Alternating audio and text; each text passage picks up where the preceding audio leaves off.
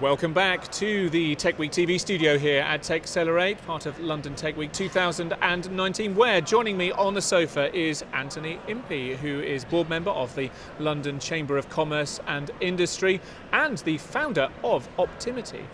Anthony, thank you very much for joining us. Thank you for inviting me. What are you doing here at London Tech Week this year? Well, do you know, I came along because I am really interested in how London is embracing AI and all the opportunities that it brings. As you said, I'm founder of a technology business called Optimity that is providing internet services to other businesses using pioneering 5G technology. And AI for us could be transformative. It could enable us to improve how we deliver services, improve how we engage with customers. But I'm also really interested in how AI is going to impact London's business community and its tech community. I've worked within the tech sector throughout my career, and I think this is a really exciting juncture where technology is really beginning to get to a point where it's transforming sectors and industries. And I think there's a bit of trepidation that some of those things are not so good, but I think there's huge opportunities that mean that AI is hugely valuable for London and for the economy as a whole. So when you look at, let's look at London. You know, this time last year at London Tech Week, we had Matthew Hancock on the stage, who was in a very different position then to the one he is in now. But he was talking about the amount of investment in the UK, in London, specifically around AI.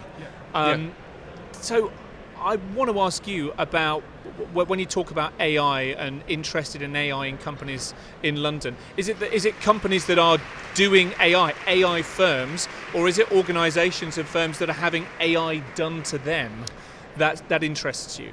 Well, I think it's a combination of the two. I think I think it would be incorrect to think of AI as its sector distinct from all other sectors. I think in reality, AI is impacting every single business across the economy. We're already beginning to see how it is transforming the retail sector, but I think that change, that impact of AI is going to transform sectors across the economy. There's some research done by a startup in the legal sector which pitched lawyers against computers, and while the computers performed at about the same quality as the computers, equal. The computers outperformed the lawyers because they processed the data 200 times faster than the lawyers, and that kind of transformative impact is going to affect every sector at all. And I think that creates huge opportunities for entrepreneurs and startups, particularly in London, to really take advantage of that huge opportunity.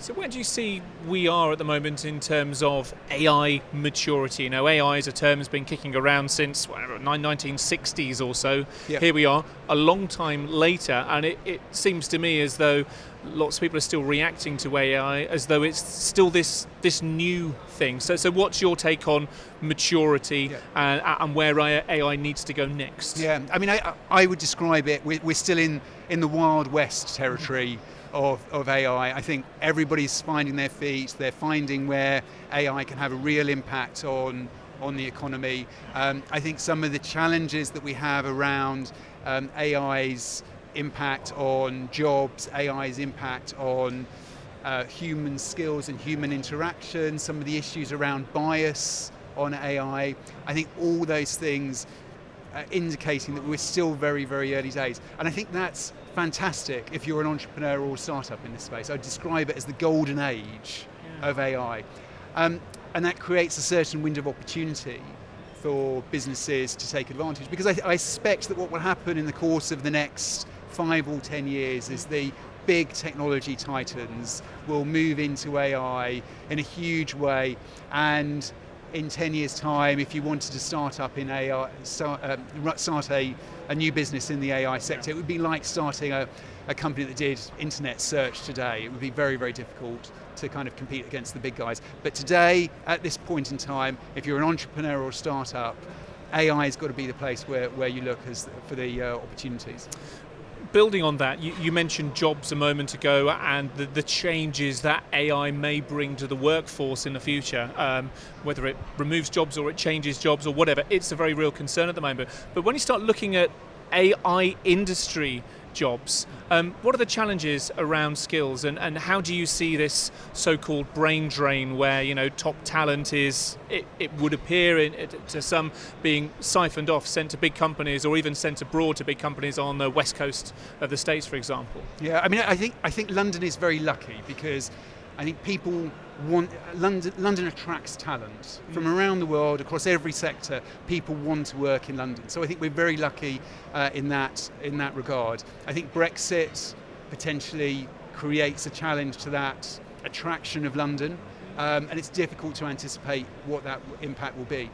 I think the greatest challenge, though, in terms of a brain drain, is the talent being siphoned into the large tech companies that are setting up their global offices in the UK. I think there was a report last week that reported how some of our mid-size AI businesses are having their talent poached by the likes of Google and Facebook. And that's very, very difficult to counter. I think what's critical, though, is that we build an education system that can respond to that. So we've got 13 universities in the UK offering AI-related undergraduate and postgraduate courses. We have some pioneering apprenticeship programs around data science, which is building that talent pipeline. But we've got to do a lot more in that space. If we're going to have this leadership in AI that we've established already in the global economy, we've got to get our talent pipeline right, and we've got to feed people through the university system, through the apprenticeship system, so that we've got the people in place in order to fuel the growth. I mean, of course, AI is just, when we talk about a skills gap and a skills shortage, I was at a cybersecurity event last week, 3.5 million unfilled positions in cybersecurity alone. The challenges that AI faces in terms of skills are reflected across the entire technology industry, really, and I get that it's a challenge. What can we realistically do to try and plug that gap? Is university, and I get there are a specific set of skills that may be applicable to AI and to development of AI technologies, but what else can we be doing to diversify that pool of AI talent, do you think?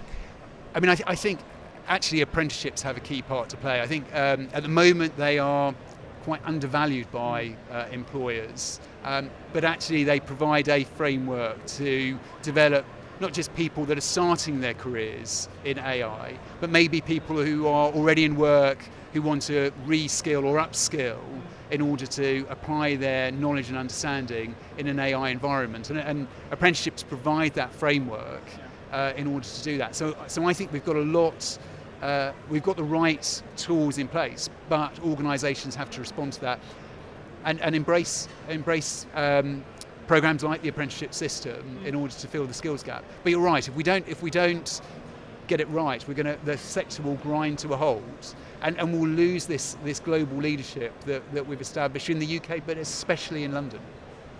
Before we go, Anthony, you've wandered around the show floor a bit here at Techcelerate, seen lots of technologies all rubbing shoulders. What have you made of the event so far? Is there anything or any key themes that have caught your eye?